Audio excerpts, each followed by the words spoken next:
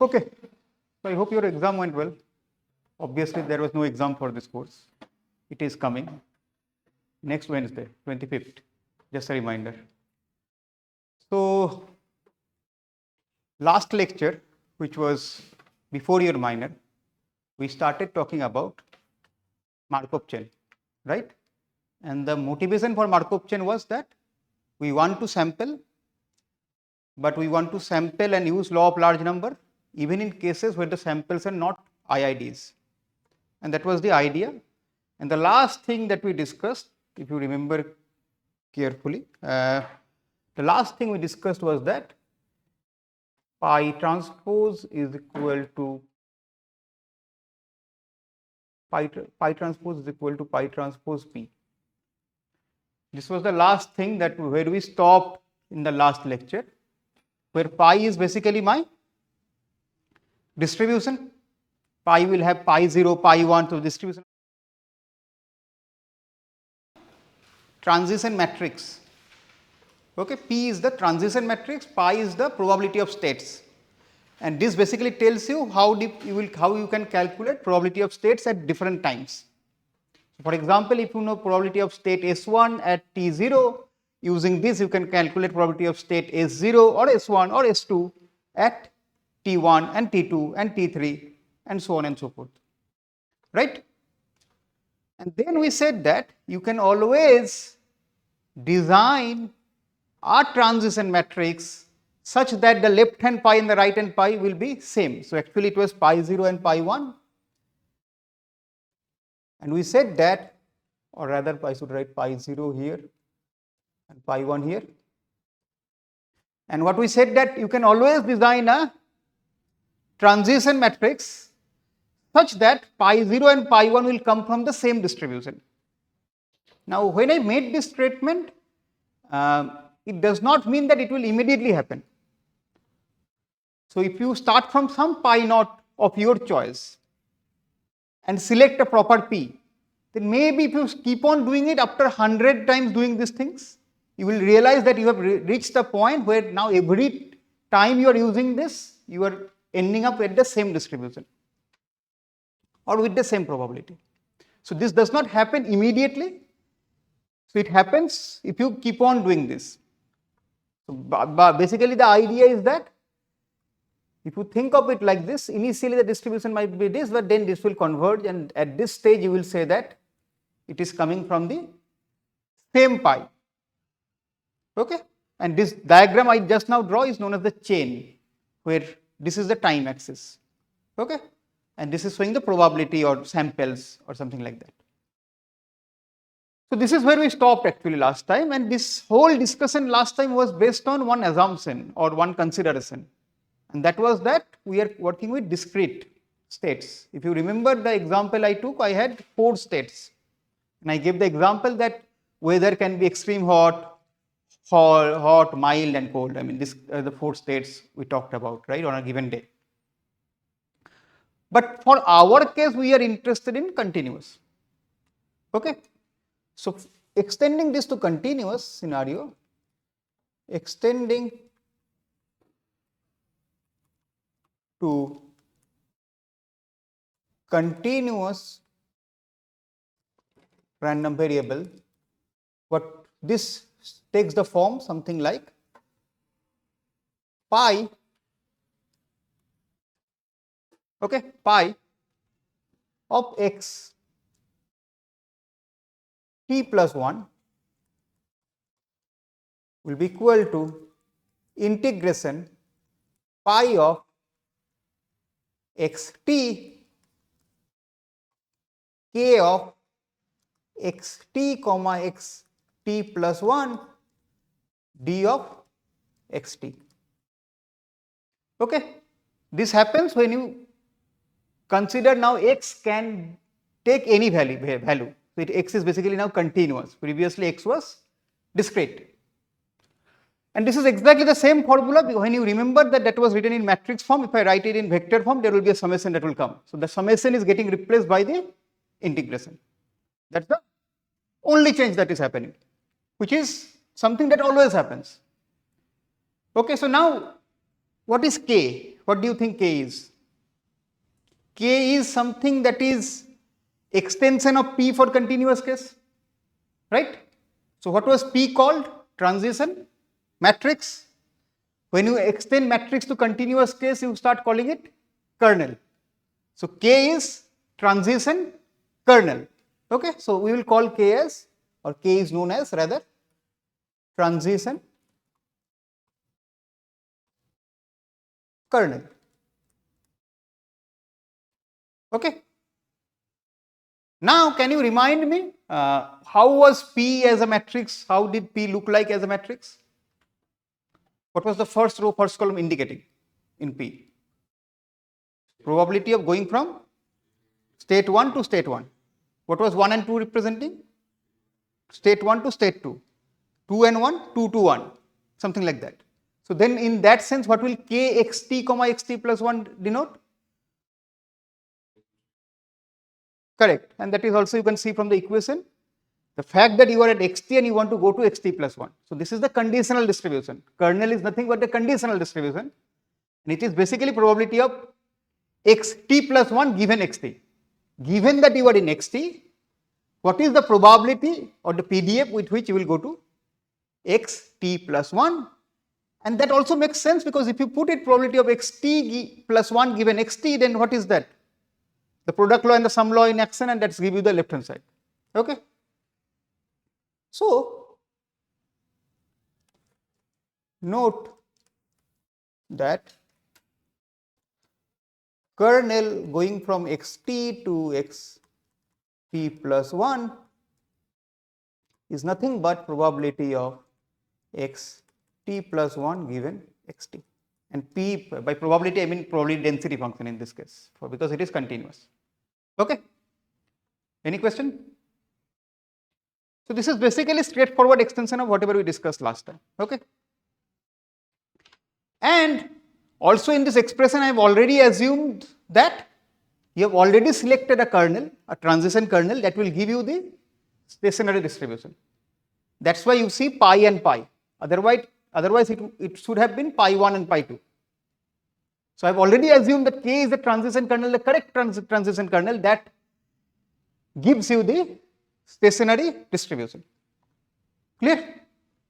The assumptions and the considerations are clear? So now I said last time that if this scenario can be achieved, so if you can design a transition kernel that gives you the stationary distribution, then you can use this to generate samples and the samples will come from the same pi. Correct? So then with this background, what do you think should be our goal? Because remember our goal, original goal is to sample from a target distribution. That remains. So now how do you think we are going to use it? Given that our objective is to sample from a target distribution. And ideally we will want it to be unnormalized. But for now, forget about unnormalized. I want to sample from the target distribution.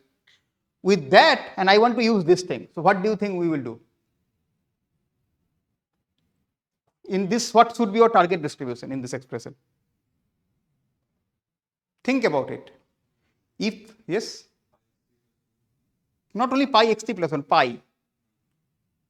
So I will want to sample from a target distribution so that target distribution, at least in the unnormalized form, is known to me.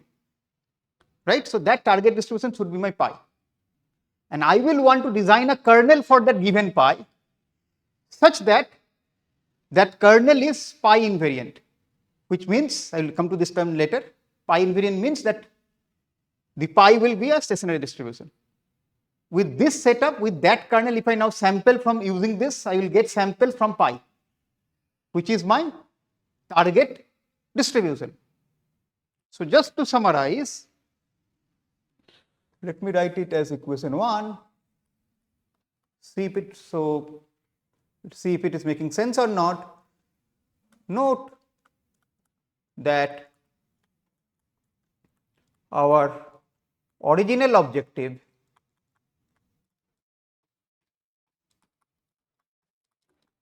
is to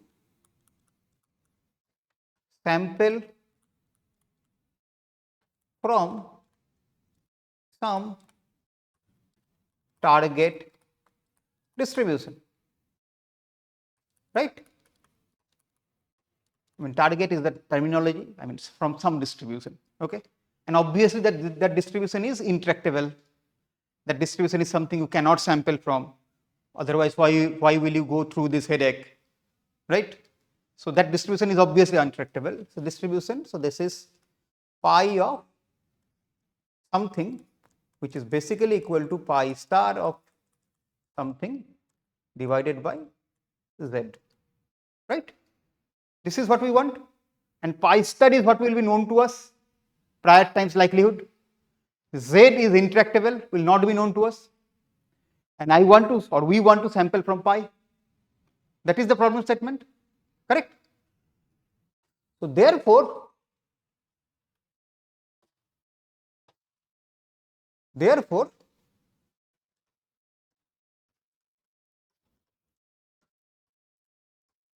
we will like to formulate K such that equation 1 holds, right? Equation 1 does not hold for just any K. You have to design a K for equation 1 to hold. And if you can design that K, then the samples you are getting after certain times, those samples will come from pi, which is my target distribution.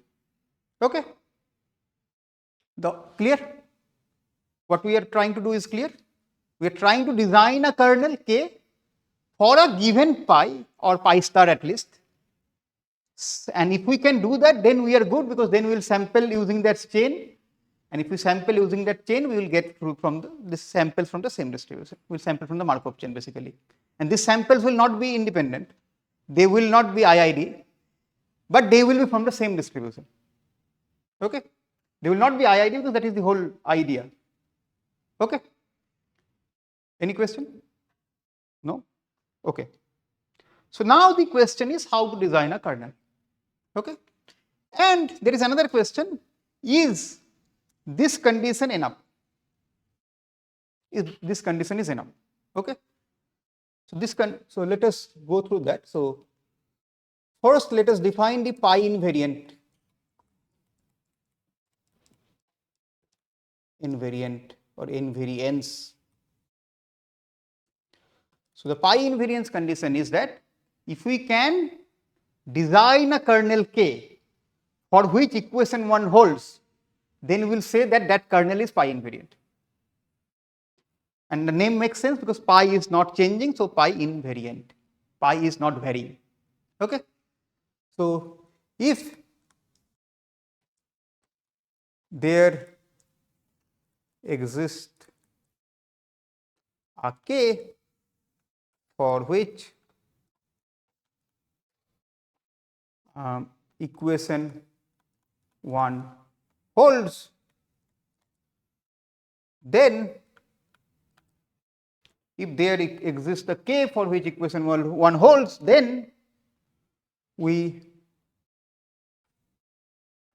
call that K to be pi invariant. Okay? Then we call that K to be pi invariant. But pi invariant alone is not sufficient for sampling from a target. And one such scenario was told last time. What if my P is 1, 1, 1 diagonally? Then always pi transpose will be equal to pi transpose. I mean, left and right will always satisfy. But that will not hold, because that means no matter what state you are in, you will always remain in that state. So P being 1, 1, 1 diagonally is one scenario for which pi not transpose will always be equal to pi 1 transpose. Right? That's always the case. And 1, 1, 1 is a valid probability. But what does it actually mean? It means if no matter what state you are in, you will always remain in that state. So are you able to sample from all the states? If you not, then are you able to even reach something? No. So as a result, that's one of the criteria. Okay. So and that has a name. So pi invariance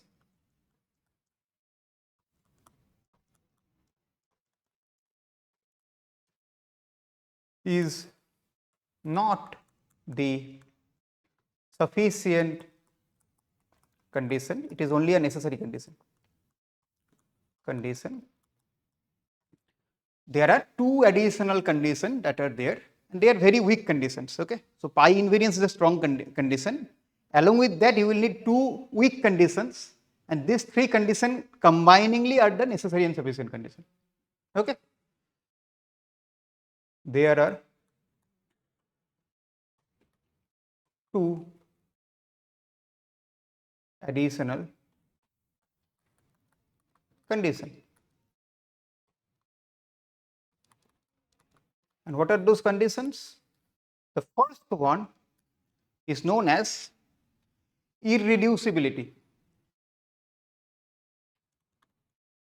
Irreducibility. And the second one is known as aperiodicity. So overall, how many criteria? 3. Pi invariance, irreducibility, and aperiodicity. So there are 3 criteria that are there which needs to be satisfied for that expression to be meaningful, for your samples to be meaningful. But what does this even mean? Let's start with aperiodicity. That is a simpler one. Aperiodicity means that your kernel should not be periodic. Okay, that's what aperiodicity means. Why it should not be periodic? If it is periodic, then there is a pattern. If there is a pattern, then it is not random. And we are trying to draw random samples. Clear? So anything that is periodic definitely is not random because there is a clear pattern that is happening. So the aperiodicity means that your kernel should not be periodic, or you should not visit one state periodically again and again. Okay, so this means you or we should not be visiting a state periodically. Okay, this is what it means. Clear? Makes sense why it has to be aperiodic, because otherwise it's not random. Okay. The other one is more interesting, which is irreducibility, and that 111 example comes under that. Irreducibility means that no matter from which state you are starting from, you should be able to visit every other state with a finite probability. No matter from which state you start from, you should be able to visit all other state with a finite probability. So this allows you to visit all states no matter where you start. That I am not writing, but it means no matter from which state you are starting, you should be able to visit all the possible states with a finite probability. That means probability should not be 0. Okay. So let me draw one discrete scenario, or rather 2 maybe, and you tell me if it is irreducible or not. Okay. So let's start with the last day example. S1, S2, S3, S4. Okay. And I will take 2 cases. So let me draw here also S1, S2, S3, S4.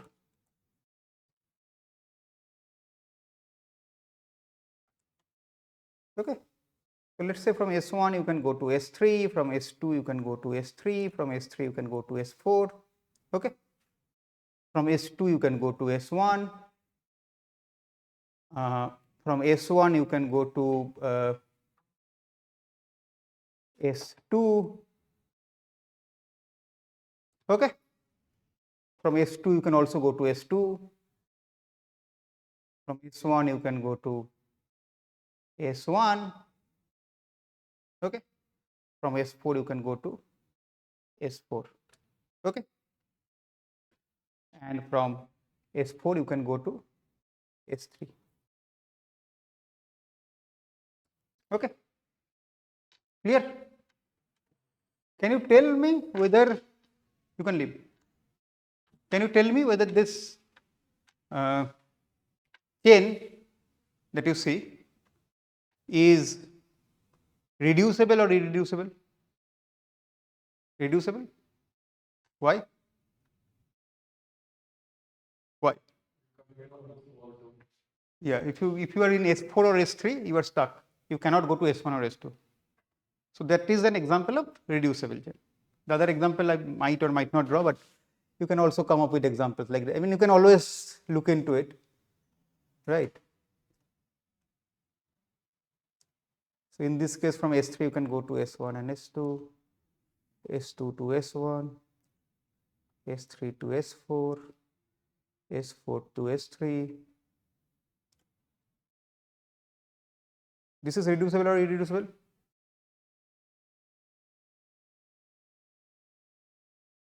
What do you think?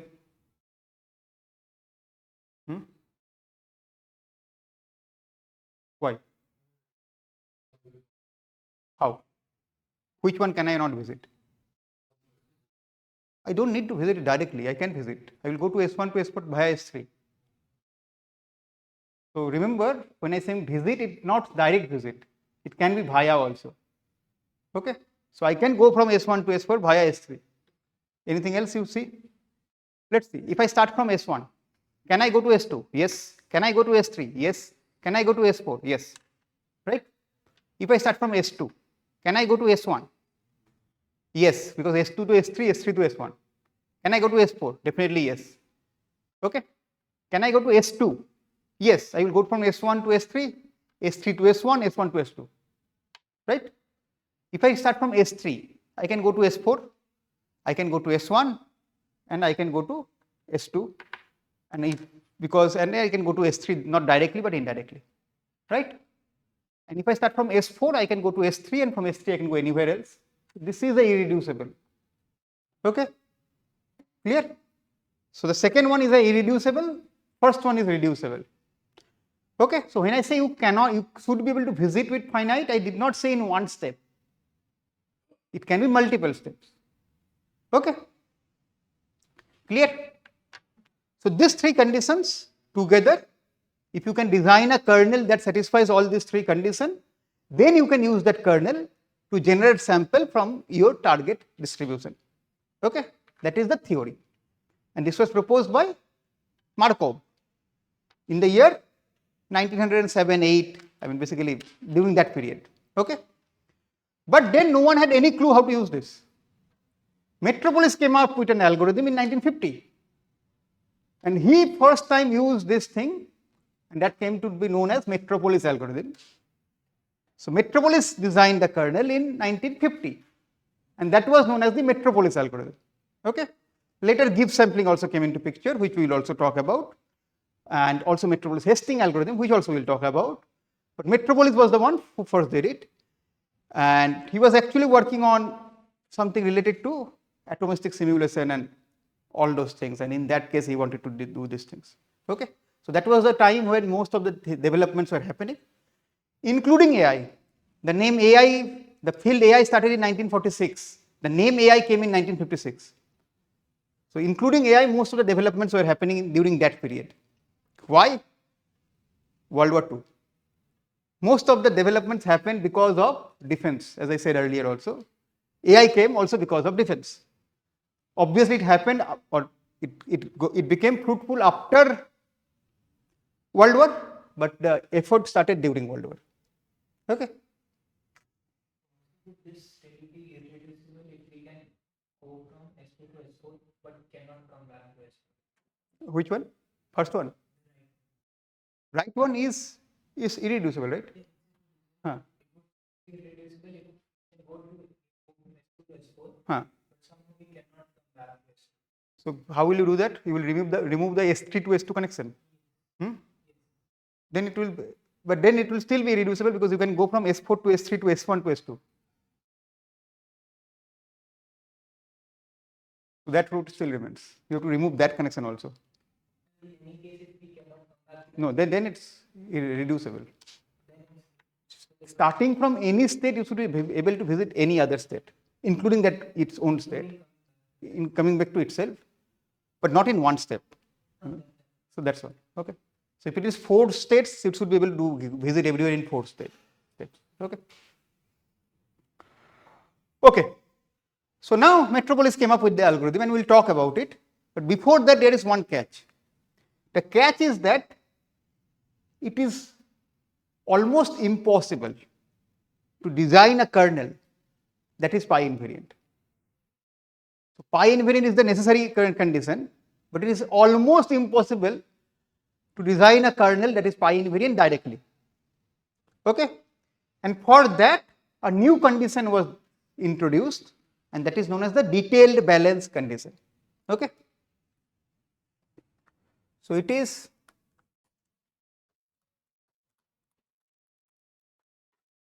extremely difficult to design K based on the pi invariance condition. Okay? It is extremely difficult. And as a result, there was a new criteria that was proposed, which is more strict. So the new criteria that was proposed, which is detailed balance, is a more strict criteria. Okay? But you can use it to design kernels. So that's the advantage. So detailed balance was proposed as a remedy. And the detailed balance criteria says that, what is this criteria? It says that suppose you are at xt and you are transitioning from xt to xt plus 1, this should be equal to, you are at xt plus 1 and you are transitioning from k xt plus 1 to xt. Okay? It is basically saying the probability of going from xt to xt plus 1, given that you are at xt, is basically reverse. I mean, it is reversible. So it is equal to going from xt plus 1 to xt. This is known as the detailed balance condition. But remember, pi invariance is the necessary condition. So that means we need to show that if I satisfy the detailed balance condition, pi invariance is automatically satisfied. Because if it is not, then we cannot, because that's a theoretical thing that has to be satisfied. The only problem we had is that we cannot use it to design kernel. So we need another criteria, but that criteria should ensure that that is satisfied. Right? So what we need to prove? We need to prove that if this criteria is satisfied, then detailed balance, pi invariance is automatically satisfied. And let us try to see. Let's call it equation 2 and we'll substitute equation 2 into equation 1. So substituting equation 2 into equation 1. What do we get? What is the left side of equation 1? Integration of pi of xt, k of xt to xt plus 1 dA of xt. That is the left hand side or the right hand side of the pi invariance criteria, right? Equation 1, if you go back, this the right hand side, that's what I have written, right? Now I will substitute equation 2. So equation 2 right hand side will now be substituted. What will I get? This is equal to integration, inside I will have pi x t plus 1 k x t plus 1 comma xt d of xt, right? Now what am I integrating over? Xt. So pi of xt plus 1 will come outside the integral. This is equal to pi of x t plus 1 integration. And what is kxt plus 1 given kxt plus 1 comma xt? What is that equal to? What is the transition kernel? What is actually the transition kernel? We discussed it already today. Conditional of what? Probability of for this kernel, right hand kernel. Xt given xt plus 1, not xt plus 1 given xt. Right? Because I have changed the order, it's not symmetric. And I have changed the order because that's the detailed balance condition. That's what it is allowing me. This is equal to probability of, as correctly said, xt given xt plus 1 d of xt. Now you tell me what is this integral equal to? 1. I am integrating all values of xt plus xt. So that is equal to 1. That is the property of PDF. So then what am I getting? Xt plus 1. Right? And that proves what I wanted to prove. That this is the pi invariance criteria. Right? So this proves the pi invariance criteria, so hence proof. Okay. So the bottom line is that we will now, for practical purpose, for designing a new kernel, we will be using 3 criteria. The first one is detailed balance. The second one is irreducibility. Third one is aperiodicity. If these 3 criteria are satisfied, we will say that our kernel is pi invariance, and that can be used. Okay. Yeah. Let me see. Yeah. So I think these are the 3 criteria we will need to satisfy for designing a new kernel. Okay. But still, how to design a kernel? We have not decided, right? We have not discussed how to decide, how to formulate a new kernel. So Metropolis did that, and that's where Metropolis algorithm comes into picture. Metropolis formulated an algorithm that gives you a kernel that satisfies all these 3 criteria. Okay. So let us go to the Metropolis algorithm, see the algorithm, and then from there we will try to see that what is the kernel of that algorithm and how it satisfies these 3 criteria, or does it even satisfy these 3 criteria. Okay. So let us start with the Metropolis algorithm. Okay. So Metropolis algorithm.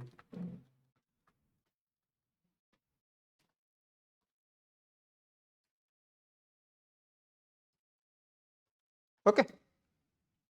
So what is my input to the algorithm? I have to provide some input to any algorithm, right?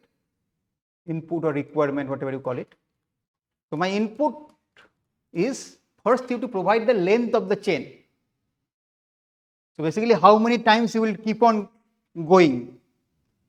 If I go back to this diagram, yeah, the right top, how long will you go? That you have to provide. Okay. So that is known as the length of the chain, which is equivalent to number of samples. I mean, obviously number of samples will be slightly less than that because the initial part you will remove, but that is like number of samples, but we will call length of chain, and let's call it NT or N maybe. I was using T, yeah, T, okay. length of chain n. What else do you need? The transition kernel needs to be designed, but you cannot design it directly. So what Metropolis did was he took inspiration from rejection sampling. So in rejection sampling, what do we have? A proposal from where we want to sample. So we will have a proposal, and that you will select q of y given xt. Okay, this is the proposal, and this proposal need not be any proposal. It has one property that it must satisfy, and that is this proposal should be symmetric. Okay, so there is a criteria, this needs to be symmetric. Can you tell me what symmetric means mathematically in this case? What do you understand by when I say q of y given xt is symmetric?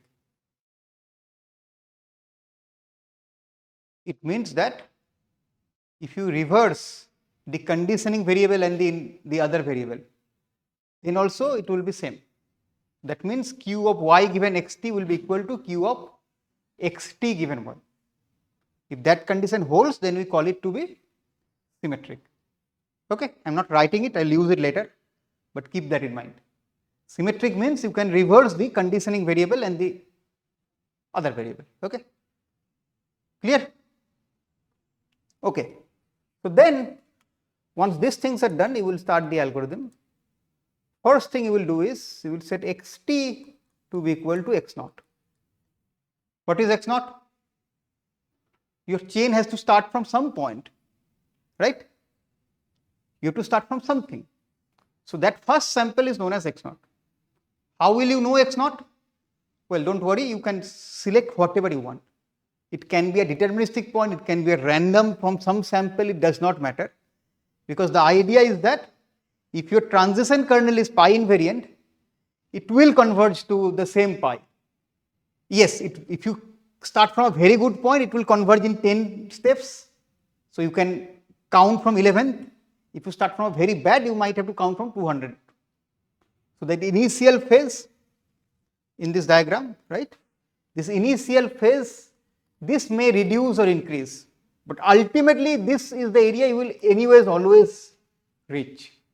If your kernel is the proper kernel, if your kernel is a pi invariant kernel. Okay, and this initial phase we are anyways going to discard, and that too is known as burn-in period. So that is like when it is getting started and it is not yet converged, so you remove that, you don't take that, then your result is wrong. Where is it? Yeah. So the first point is you will select or set xt to be equal to x naught, which can be a sample or some deterministic point. Whatever you like, you start from there. It does not matter. Okay. Second, you will do is you will sample from the proposal. So you will sample y from q of y given xt. Okay. And I will sample u from rejection sampling 0, 1. In rejection sampling, we have already discussed it. Okay. Although it's not exactly like rejection sampling, but there is some motivation.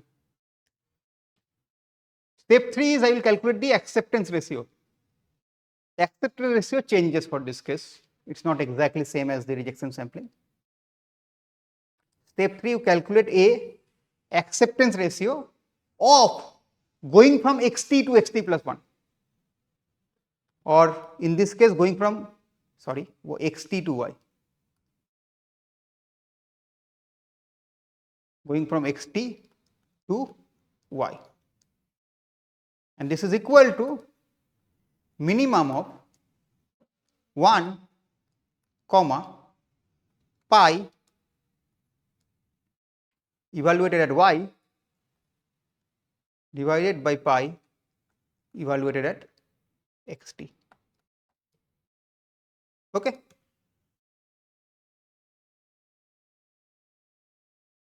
What is the change you see here from rejection sampling? Can you highlight? In rejection sampling, what was the acceptance ratio? It was pi by m times q, right? And you had an envelope that you were creating. Here you are not doing that. Here you are comparing. There it was independent, so you could not compare. So there was no xt there. It was independently coming. Now it is not independent. So you have to compare that given compared to the last sample, whether the next sample is a good sample or a bad sample. That's what you are doing. And by good sample or bad sample, I mean, is it more probable or less probable? So that is the only change that you see. And because of that change, I have to bring in that 1 because otherwise that ratio will become, it can become greater than 1. It's possible. So that means because we will call it, I mean, you know that, right? That A will call it as probability.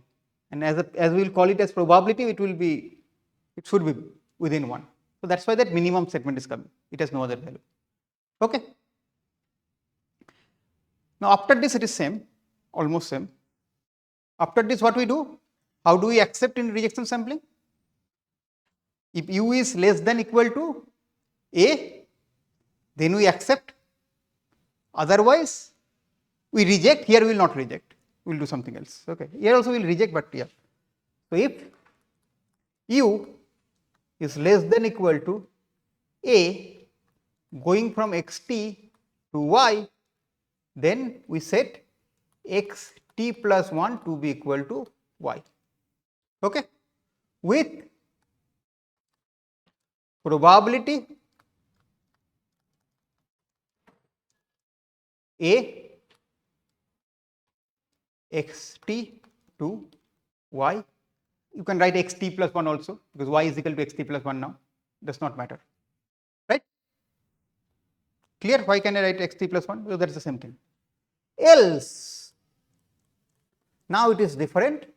Xt plus 1, previously we were rejecting, we were not even taking any sample in rejection sampling. Now xt plus 1 will be equal to xt with probability 1 minus a xt comma y. Okay. And you keep on repeating this chain as long as you want. N times is what I have specified here, n. So you repeat this n times. Discard the first few samples. Again, that's a choice you have to make by looking at the samples. Because that is the burn-in period, that is the period where it has not yet converged. And the rest of the samples are samples from your target distribution. Okay. Now one quick observation here. See, I am using pi here, right? But in reality, pi is not known to me. What is known to us? Pi star. Does it matter? Because it's a ratio. Z and Z will cancel out. It will be pi star by pi star. Okay, so in practice, we will do pi star by pi star ratio, not pi by pi. Because Z will anyways cancel out, it will not matter. That's a constant. Clear? Any doubt? So if there is no doubt, you tell me what is the transition kernel of this algorithm. Now you tell me. Or rather, I mean, that might be a little difficult question, but tell me how to compute the transition kernel. Transition kernel of Metropolis algorithm. So can you tell me what is the transition kernel, how to calculate it? First think about what is the transition kernel. What is the transition kernel? It is K, let me write it in the next slide, K x t comma x t plus 1. That is my transition kernel, right? So now from this algorithm, tell me what is k x t comma x t plus 1. Maybe first tell me what is k x t comma x t plus 1. What is it? It is a conditional probability. Remember, probability of x t plus 1 given x t. Now with that, can you think of how to calculate this thing, quantity? Or maybe a simpler question. Do you think it is the proposal? Because we are sampling from proposal. Do you think it is the proposal? Or do you think it is something else?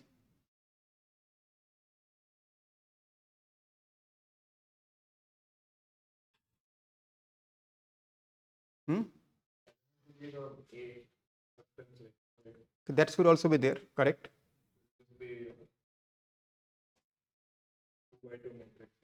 It is not a matrix, it's a kernel. Okay. So let me put it this way. See if it is making sense. You want to calculate probability of x t plus 1 given xt, right? Now what can be your xt plus 1? It can either be equal to xt or different from xt, right? When will it be equal to xt? When the sample is rejected. Either that, or there is one more special case. The sample is accepted, but your sample turns out to be the same sample. You randomly sample and you got the same sample. That also is a possibility, right? But mostly it will be when your sample is rejected. So there is one scenario where xt plus 1 will be equal to xt, which is when the sample is rejected. The other scenario is xt plus 1 will be different from xt, and that will come from the fact when the sample is accepted. So that means this should be a compute of two scenarios. This should be, one is probability that things are accepted, and plus probability, this is not exactly mathematical, I mean this should be probability of xt plus 1 given accepted or something like that, rejected. Okay. Now tell me what is the probability or what is the transition kernel when things are accepted? When things are accepted, you are sampling xt plus 1 from the proposal. So q x t plus 1 given xt, that's what you are sampling, and then you are accepting it with probability xt comma xt plus 1.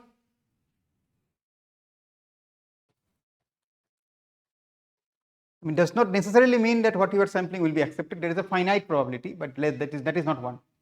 Correct? What is the second scenario? So this is the acceptance scenario. Now think of the rejection scenario.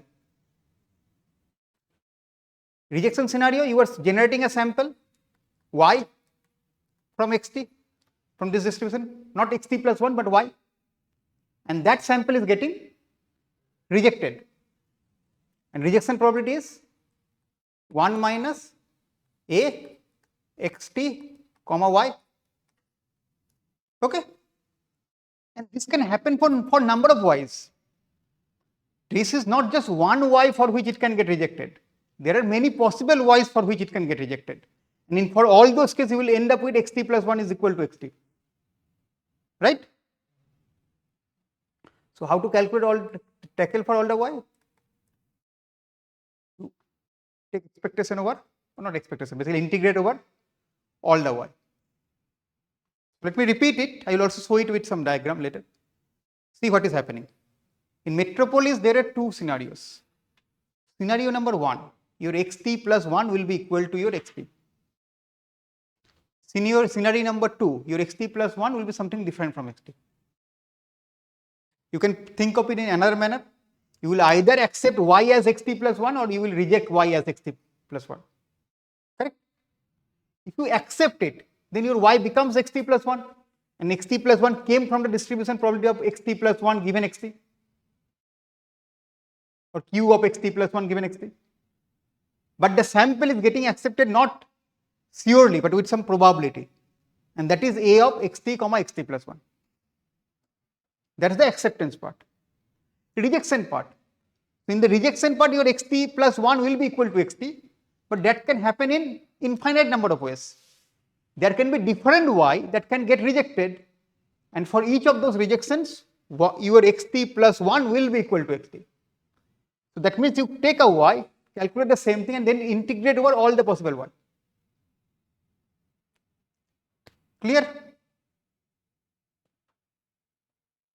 Any question? If not, let us try to think of it in a graphical way, and let's try to see if it is making sense or not. Okay, later we'll come back to this and show that it satisfies the detailed balance condition.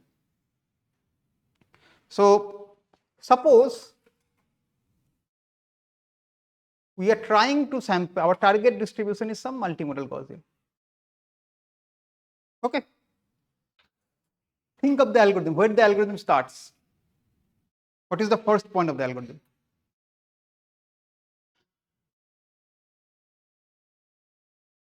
x0, right? So x0 is, I said, can be any point. So let's take one point. Let's say this is my x0. Okay. Clear? What is the second step? Second step, what will you do?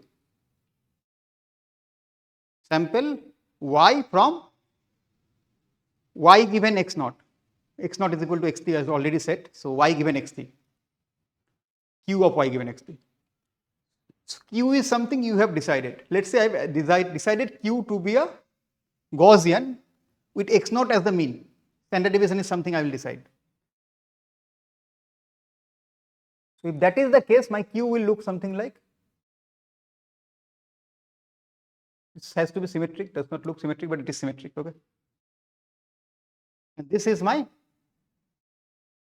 Q of y given x naught, okay.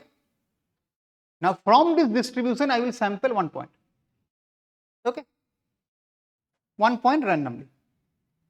Let's say that point is y. Let's say that point comes here, okay. Then what will I see? Think in the red context of the red PDF. I will see the ratio of this, unnormalized, but same thing. These two quantities, I will check the ratio, right? So my A will come out to be minimum. Obviously, I will take 1 comma pi star of y divided by pi star of x naught in this case. Okay, clear? Now based on this scenario, what do you think will happen? Do you think y will be accepted or rejected? I mean, obviously nothing is certain, but which is more probable? What do you think? Y will be accepted or rejected? Why? Clearly look at the height. It is more probable, right? So it is more probable that this point will be accepted. It can still be rejected. It's not sure to be accepted, but it's more probable to be accepted because that ratio is supposed to be, I mean, expected to be higher. Obviously, we'll compare with uniform and all those things. Not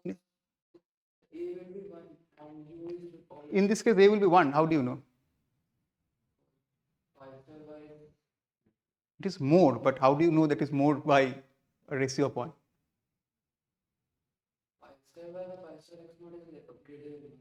How? Because of this scenario you are saying, but not always, right? In this scenario, yes, but not always. In this scenario, I took the mode intentionally, but it will not always happen that it is greater than 1. In this scenario, that's an exception, right? Okay, but it is not certain that your new sample will be accepted. For example, your new sample may come up here.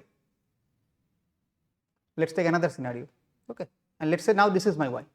Then what will happen? You don't know whether it will reject it or accept, but there is a probability for both. So basically, all points can be accepted or rejected, okay, apart from certain points, but mostly you can say that the probability to be getting accepted or rejected. Now, for the integral part, right? So suppose for this x naught, I get 1y here and 1y here. Is it not possible that for both of these y, the sample get rejected? It is possible, right? And like that, I can have many y. One y may be, in this case, it will not come, but maybe one y can come here sometime later. Okay, because it's Gaussian, so there is some probability. Clear? That means, so that is what this integral is about. There are multiple y for which your things can get rejected, but there is only one scenario where it is getting accepted, because if it is getting accepted, that is your xt plus 1. Clear? How this algorithm is proceeding? And remember that for each new point, suppose I accept this point, okay, then my new proposal will be this. If now next time I go here, my new proposal will be this. At least in this case, that is how it looks. So your proposal is not constant, unlike rejection sampling. In rejection sampling, your proposal was constant. In this case, the proposal moves here and there. Right? You can always consider q of y given x naught to be a constant also.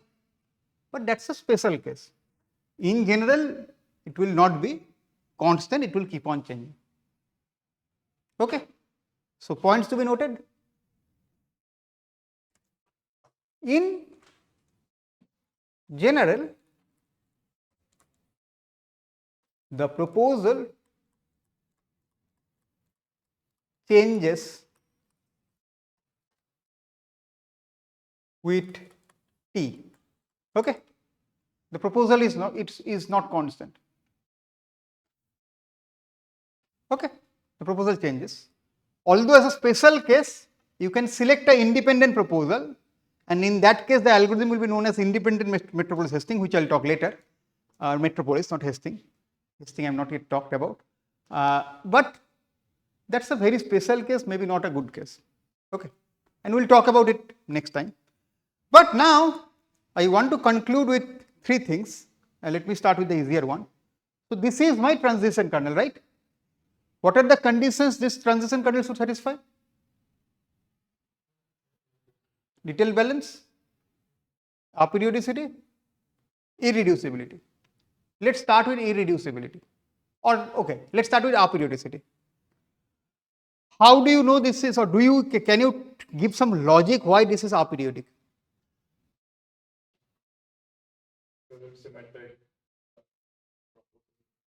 How does it matter?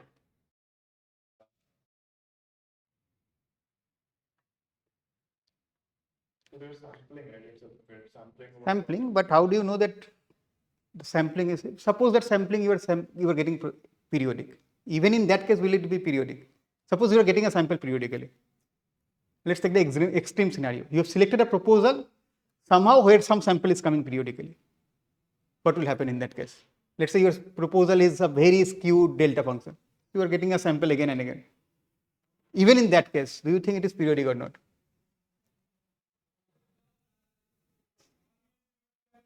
See, even if your proposal is periodic, there is a finite probability with which that sample may get rejected. So in your final sample, it will not be periodic. Suppose 5 is my sample, which came first time, 5th, 9th, 13, and it is coming like that. But first time it might be accepted, 5th time it might be rejected, 9th again rejected, 13th accepted. So ultimately the sample become aperiodic.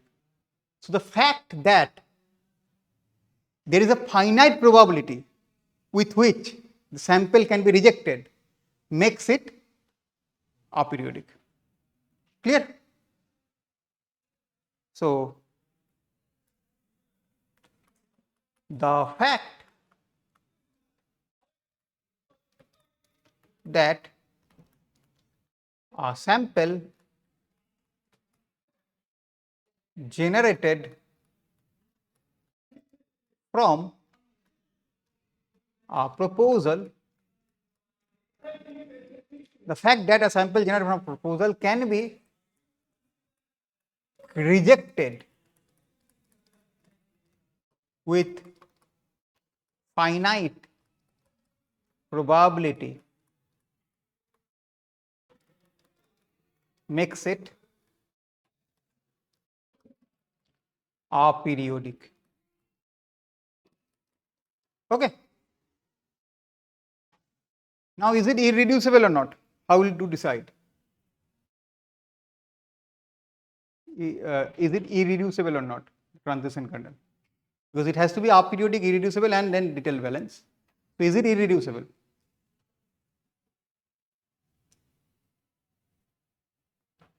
It may or may not be. It depends on selection of Q. For example, if I select Q to be Gaussian, then is it irreducible or not?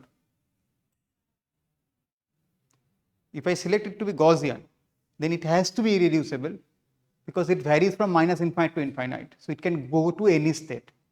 But if I take uniform, then it might become reducible. Might not, because it is still moving, remember that. So depends on the width, but it might become reducible. But if I take a Gaussian, it's always irreducible because it varies from minus infinite to infinite. Okay. So, irreducibility can be trivially ensured by selecting suitable Q. Okay. And now the most difficult one, is it satisfying the detailed balance criteria or not? And that is to be proved mathematically. Okay. So, detailed balance criteria is to be proved mathematically. Detailed balance. Okay. It was pi of xt k of xt to xt plus 1 is equal to pi of xt plus 1 k of xt plus 1 comma xt, right. So, we will start with the left hand side and try to see if we can reach the right hand side. Okay. That is what we will try. So, tell me what is for left hand side? Pi of xt will remain as it is. What is k of xt? K of xt has, k has two terms, once when it is accepted, once when it is rejected. So, these are the two terms, right. So, this is equal to, the first term is q of xt plus 1 given xt multiplied by a xt comma xt plus 1 plus integration q of y given xt a of xt comma y dy, right. The first term I will call as a of xt, the second one I will call as b of xt, and I will try to address those or look into those separately. So, this I am calling a of xt 1 minus a, right, right. This is b of xt. You are right, absolutely right.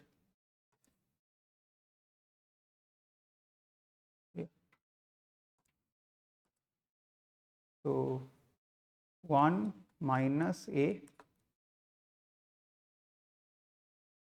Okay. I have separated it. Now, which term do you think I should I should tackle first? The second term is easier, although there are integral and all those things.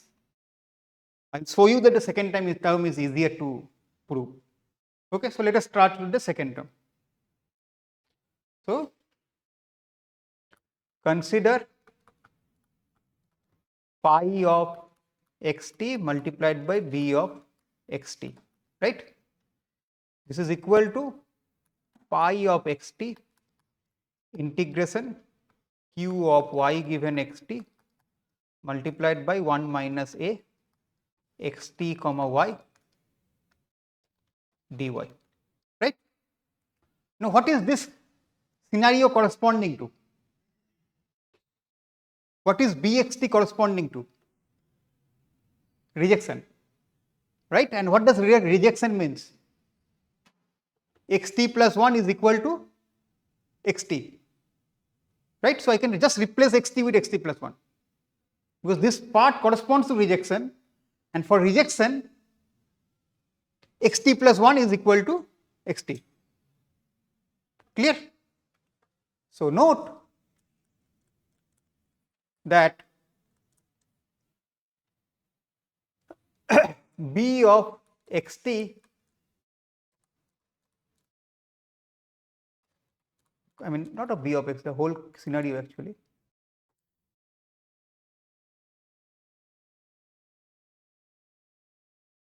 this correspond to rejection, and in rejection we know that xt plus 1 is equal to xt, right. I can go ahead and substitute that. If I substitute that, what will I get? Therefore,